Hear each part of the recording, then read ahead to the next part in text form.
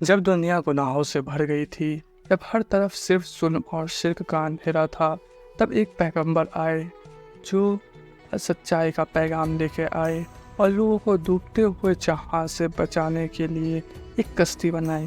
یہ کہانی ہے حضرت نوح علیہ السلام کی۔ آج ہم جانیں گے ان کی زندگی کا وہ سچ جو صرف کتابوں تک سیمت نہیں ہے بلکہ انسانیت کے لیے ایک سبق ہے۔ حضرت نوح علیہ السلام اللہ کے ایک عظیم پیغمبر تھے۔ ان کا نام قرآن میں 43 بار آتا ہے۔ انہیں اللہ نے اس وقت بھیجا تھا جب دنیا شرک سے بھری ہوئی تھی۔ لوگ پیر، پتھر، سورج، چاند اور نہ جانے کیا کیا کو اپنا رب مان چکے تھے۔ نوح علیہ السلام نے اپنی قوم کو اللہ کی طرف دعوت دینی شروع کی۔ انہوں نے دن میں بھی دعوت دی، رات میں بھی، چپکے بھی سمجھایا اور سب کے سامنے بھی انہوں نے کہا، میں تم سے کوئی پیسہ نہیں مانگتا، میں تو صرف اللہ کا پیغام پہنچا رہا ہوں، صرف اسی کی عبادت کرو، تمہارا اصلی رب وہی ہے۔ لیکن لوگوں نے ان کی بات ماننے سے انکار کر دیا۔ وہ ہنستے، مذاق اڑاتے اور کہتے، نوح پاگل ہو گیا ہے، دیکھو تو صحیح کیسے کشتی بناتا ہے زمین پر۔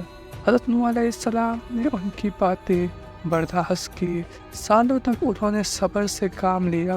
سوچو، 950 سال تک انہوں نے اپنی قوم کو سمجھایا۔ اتنی لمبی دعوت کا اندازہ لگاؤ، لیکن ان کے ساتھ صرف کچھ ہی لوگ ایمان لائے، صرف کچھ لوگ۔ پھر اللہ نے نوح علیہ السلام کو حکم دیا، اب ان لوگوں سے دور ہو جاؤ، ان کے لیے عذاب طے ہو چکا ہے۔ اور اللہ نے نوح علیہ السلام کو ایک کشتی بنانے کا حکم دیا۔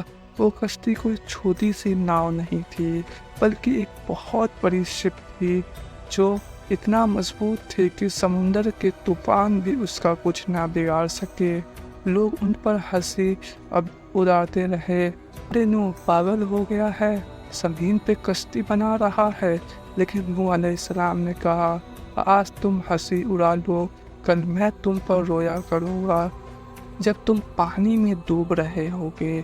اور ایک دن وہ آیا جب آسمان سے بارش آئی، لیکن یہ عام بارش نہیں تھی، یہ تو اللہ کا عذاب تھا۔ زمین سے بھی پانی نکلنے لگا اور آسمان سے بھی بارش ٹپکنے لگی۔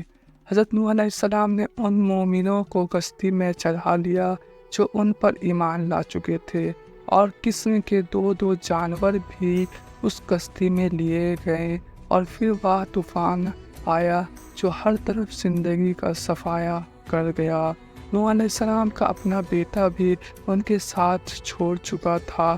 جب نوح علیہ السلام نے اسے بلایا تو اس نے کہا، میں کسی پہاڑ پر چڑھ جاؤں گا، مجھے کچھ نہیں ہوگا۔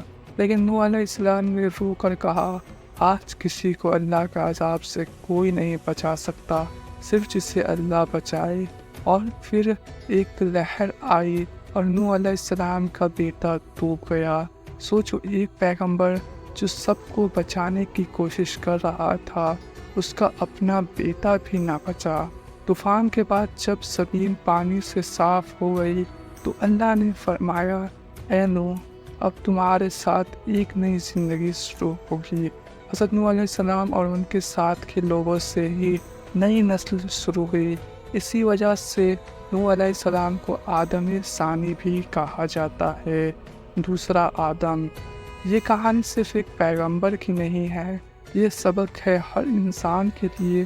جب گناہ حد سے بڑھ جائے تو اللہ کا عذاب ضرور آتا ہے، اور جب سچ کے راستے پر چلو، چاہے پوری دنیا تمہارا مذاق اڑائے، ایک دن حق کی جیت ہوتی ہی ہے۔ حضرت نوح علیہ السلام کی زندگی ہمیں سکھاتی ہے کہ صبر کرو، سچ بولو اور ہمیشہ اللہ پر بھروسہ رکھو۔ اگر آپ کو یہ کہانی پسند آئی ہو تو اس سے شیئر ضرور کریں اور ہمیشہ یاد رکھیں